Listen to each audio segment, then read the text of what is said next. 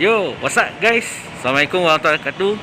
Dan selamat sejahtera pada semua yang berada di rumah ataupun di tempat kerja. Bersama saya Hakim Said Nasir dalam satu video yang baru. Okey, Alhamdulillah dah lama kita tak bersiaran pada anda semua. Sekarang ni saya berada di Ayub Mall Kulai untuk saya ni lah bekerja.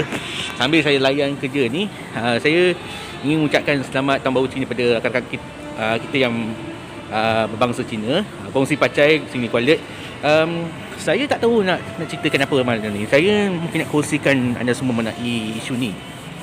Saya dah lama tak tengok benda ni.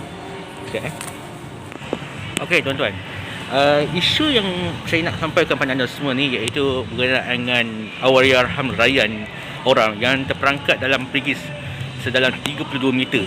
Memang saya terkejut dengan berita ni yang saya nak bacakan kepada anda semua. Anda dengar betul apa saya nak baca, nak kongsi kepada anda semua. Kisah ini mengenai seorang budak lelaki ni yang bernama Ryan orang yang berusia 5 tahun. Dia terperangkap dalam perigi di Maghribi atau Morocco sedalam 32 meter. Saya akan bacakan benda ni.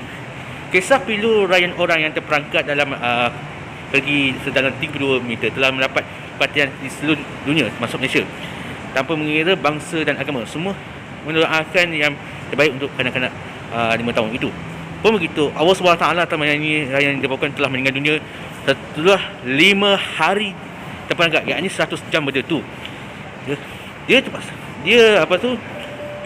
Setelah itu juga mengikat kembali permulaan kepada tragedi itu. Ryan dilaporkan telah terjatuh dalam pergi tersebut di Igron, wilayah utara Chefchaouen pada Selasa minggu yang lalu. Dipahamkan Ryan telah terjatuh secara tidak sengaja ketika bapanya sedang membaiki pergi itu, lapor BBC. Ketika itu saya mengalihkan pandangan daripada ini yang tanpa sedari dia telah jatuh ke dalam pergi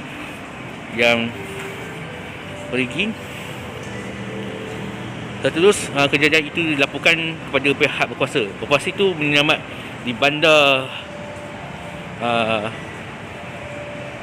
kecil utara Tamorod. Itu bermula pada petang Selasa dan diketuai Direktorat Perlindungan Awan Maghribi.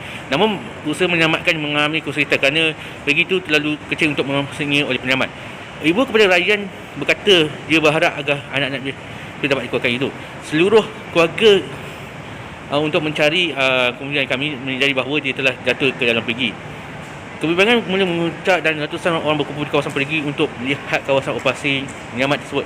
Namun rakaman daripada kamera yang diturunkan ke dalam perigi kami memberikan sedikit kelegaan pada anak-anak itu dilihat masih hidup. Pasukan penyelamat cuba memberikan oksigen, makanan dan air kepada Ryan melalui saluran air yang dimasukkan dalam perigi itu.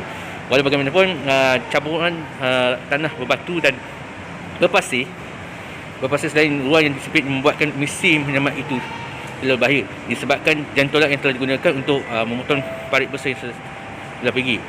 Pasukan penyelamat kemudian mula menggali secara mendata untuk mencari kanak-kanak itu, tetapi operasi terpaksa diberhentikan sekira beberapa banyak kali untuk membolehkan kru memeriksa sama ada lereng bukit itu selamat daripada runtuh dan tiada tanah memasuki pergi.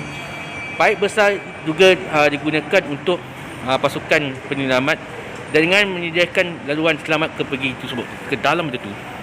Kejadian itu juga telah mendapat liputan di seluruh dunia termasuk Malaysia dan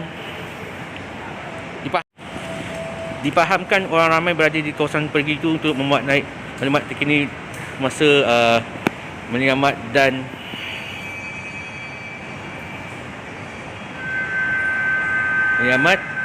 Ryan dari masa-masa ini yang telah ni. Sebab panjang benda ni sampai tak dapat nak baca. Okey tuan-tuan, kita kalau saya nak beri pandangan saya sendirilah untuk tragedi yang berlaku pada hari Ahad lepas. Saya minta maaf lah kalau siapa yang nak cakap kepada anda semua. Pandangan saya ke tuan-tuan, kecuaian benda ini juga berpunca daripada kelekaan ibu bapa kita sendiri. Bila anak-anak kita berumur 5 tahun tak ada dewasa ikut orang kanak, maknanya kalau kita diabaikan, maknanya benda tu akan berlaku terhadap diri kita, termasuk yang berada di Malaysia, khususnya yang berada di Kulai atau pun di mana saja berada. Namun kita kalau kita ni dididik supaya jangan pergi jauh-jauh daripada tempat yang kita duduk, iaitu rumah. Maknanya benda ni tak akan terjadi.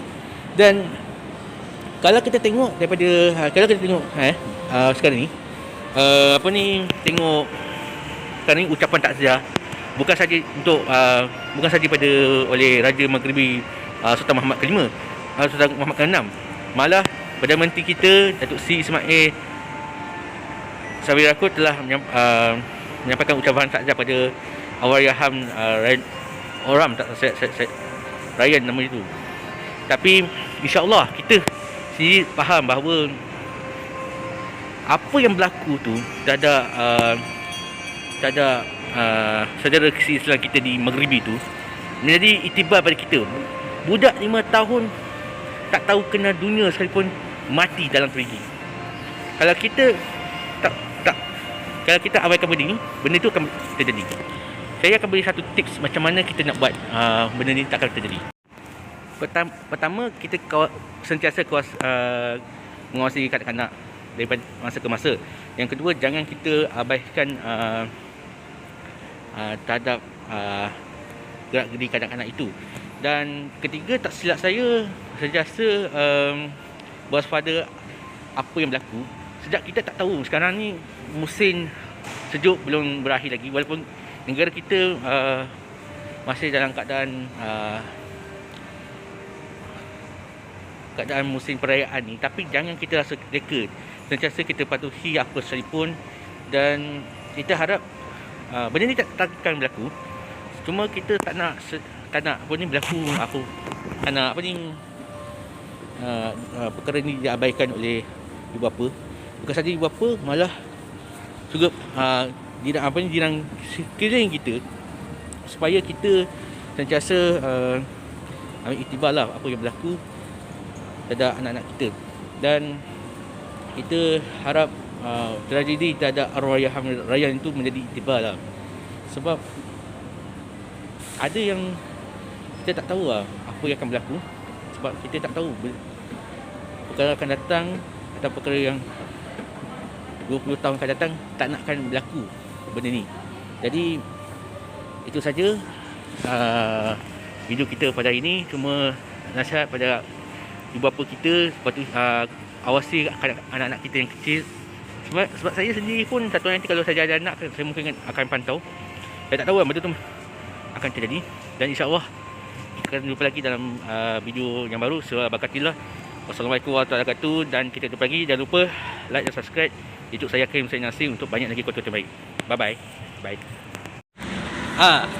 Minta maaf, lupa. Saya ada satu benda nak cakap. Saya ingin ucapkan salam takziah pada keluarga Allahyarham Ryan itu. Semoga tabah menghadapi ujian dan cabaran. Dan kita berdoa pada Tuhan, semoga kita tak nak berlaku benda ni terjadi pada masa hadapan. Walaupun benda ni memang agak sakit dan sedih, tapi saya ucapkan syabas pada semua, pada polis-polis, anggota bomba dan polis yang sentiasa berjaya dalam menyelamatkan Allahyarham Ryan itu. Jumpa lagi.